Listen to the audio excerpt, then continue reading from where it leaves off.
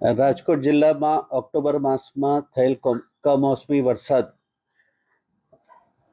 ધોરાજી, જેતપુર, લોધિકા, જસદણ, ઉપલેટા, ગોંડલ અને વિછિયા તાલુકાની અંદર મોટા નુકસાન થયેલ, ખેતીને નુકસાન થયેલ છે. આ માટે 71 ટીમની રચના કરવામાં આવી છે. દરેક ગ્રામ સેવકને 8 થી 10 ગામોની જવાબદારી સોંપવામાં આવી છે અને દરેક તાલુકાની અંદર વિસ્તરણ અધિકારી આ તમામ ગ્રામ સેવકો દ્વારા કરવામાં આવેલ કામગીરીનું મોનિટરિંગ કરશે.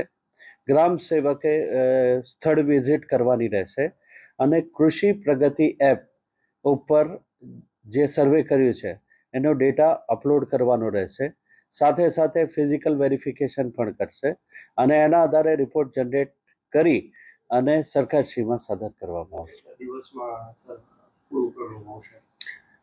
અંદાજિત 71 ટીમની રચના કરવામાં આવી છે અને એના કારણે 10 દિવસમાં આ કામગીરી પૂર્ણ થઈ જશે. દિવાળી પછી પણ કમોસમી વરસાદ જોવા મળી રહ્યો છે, એના માટે કંઈ ખાસ વ્યવસ્થા કરવામાં આવી છે? દિવાળી પછી જ આપણે છેલ્લા 3 દિવસની અંદર ધોરાજીમાં 26 ટોટલ 3 દિવસમાં, જેતપુરમાં 23, લોધિકા 22, જસદણ 20, ઉપલેટા 18, ગોંડલ 16 અને વિછિયા 13 mm વરસાદ પડ્યો છે. એ અનુસંધાને પણ સર્વે કરવામાં આવશે. હજુ પણ ભારે વરસાદની આગાહી છે, એને લઈને કઈ તકેદારી દ્વારા?